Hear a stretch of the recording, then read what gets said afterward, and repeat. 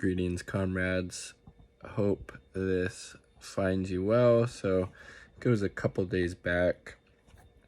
61 people, activists connected with the Stop Cop City movement were charged under the RICO Act, which is basically designed to go after criminal enterprises, i.e. the mafia and other criminal conspiracies. And it's just basically a bunch of, pardon the pun, but trumped up charges aimed at intimidating future protests and hoping to chill this, movement that has really gained a lot of, attention around the country and maybe even internationally, possibly stopping Cop City, which would be, I think they've already started, just tearing down, destroying this 90 acres of forest for this 90 million, will probably end up being more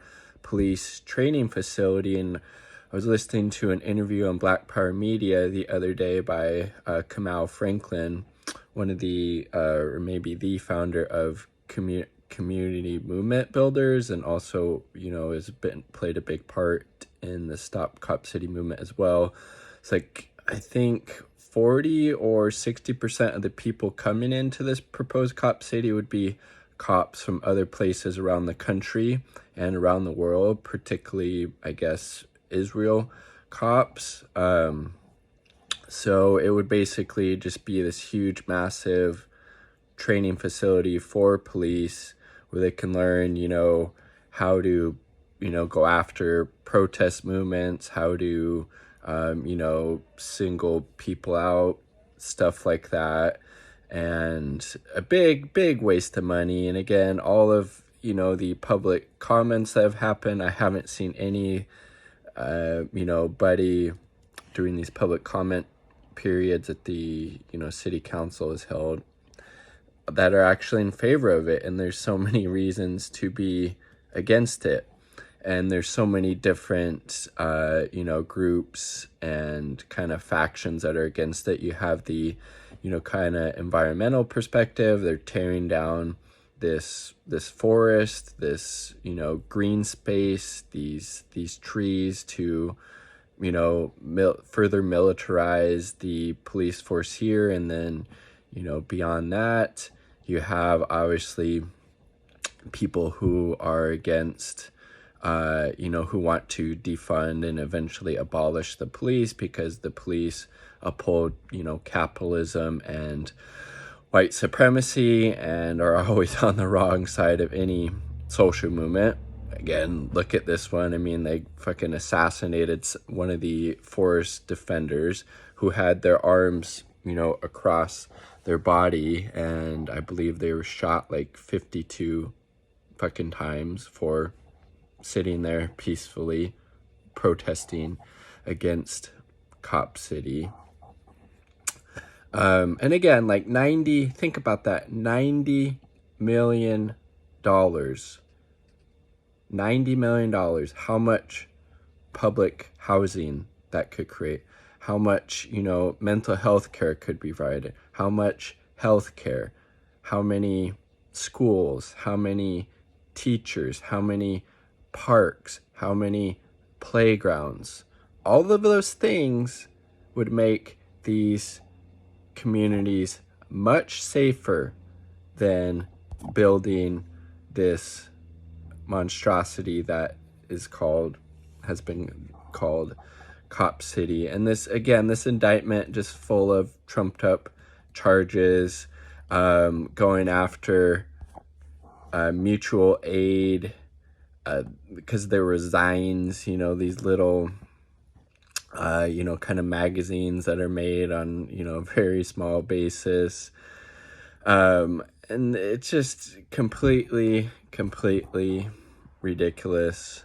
And again, more than likely, all of these charges, because there's no evidence behind them of some criminal conspiracy, will get thrown out in court.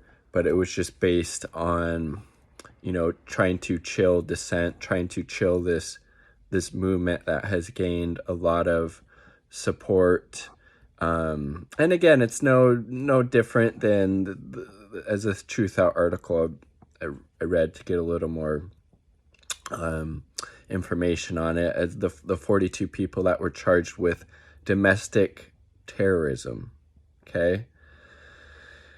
On flimsy evidence such as muddy clothes. Again, like this Truth Out article points out, all designed to intimidate activists who are, doing their civic duty. They're speaking out against power, against authority, against this big waste of money. Again, cops do not make people safe.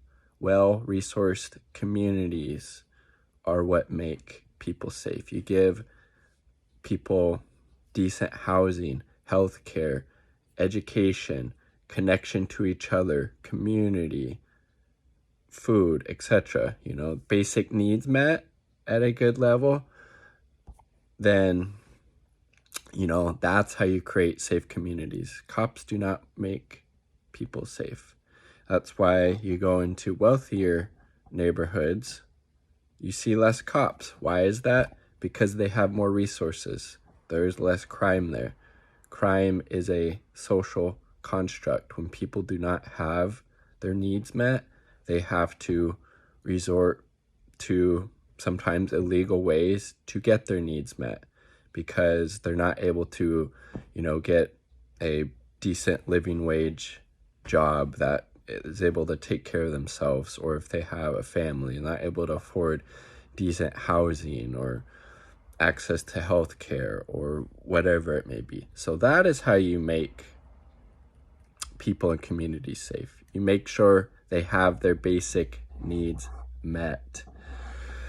So it's just fucking ridiculous. And again, there's no criminal conspiracy going on. It's these people who, really going up against state repression at the highest level in Georgia, in Atlanta, and really risking, their lives at this point. Again, one of the forest defenders was assassinated in the forest. He had his arms across his body.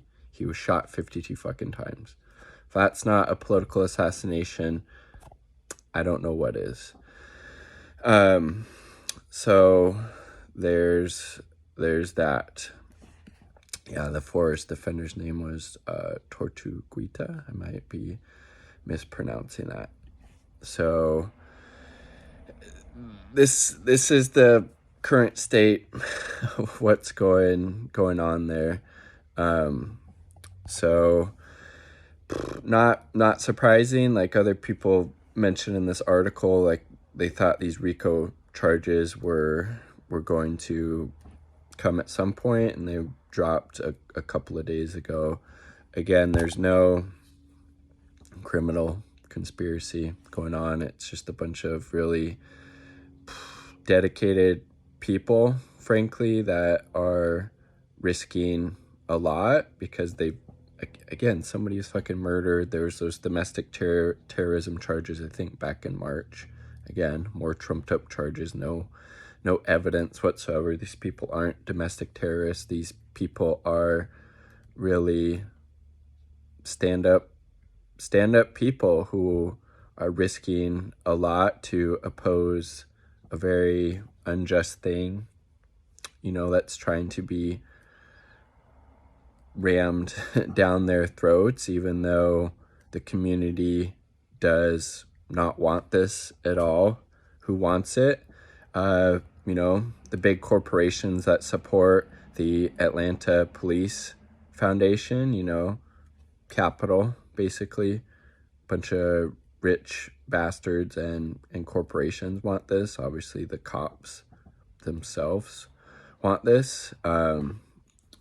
Maybe wealthy people in certain neighborhoods of Atlanta, but by and large, this is opposed by the community, and it's evidenced by this movement. It's been going on for several years at this point, as well as all of the public comment periods that the city council, maybe the county council has held, and just overwhelmingly opposed for so many reasons, some of them which I've laid out. So not surprising, but still deeply, deeply disturbing.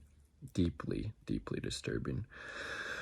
All power to, the RICO Act. It's racketeering, influenced, and corrupt organizations. You know what's corrupt? The police in the United States, the political apparatus, in this case in particular in Atlanta, right? The city council, the mayor, who, both of those bodies have rubber stamped this. That's the real corrupt organization. That's the real racketeering happening, not these concerned, citizens, not these upstanding people who are, fighting this corrupt organization. All power to the people. Peace. Much love.